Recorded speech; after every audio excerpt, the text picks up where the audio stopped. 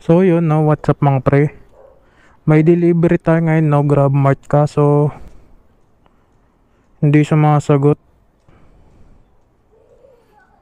Kanina ko pa tinatawagan to.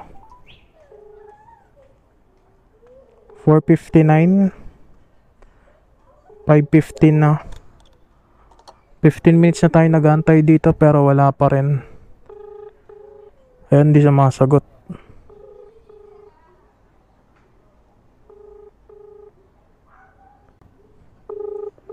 Tapos papatayin to. Hindi siya makasagot, tapos pinapatay.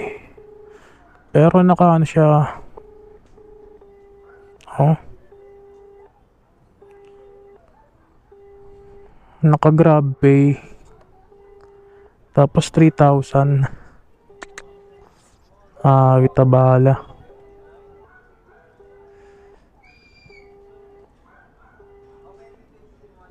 Tawagan natin ulit.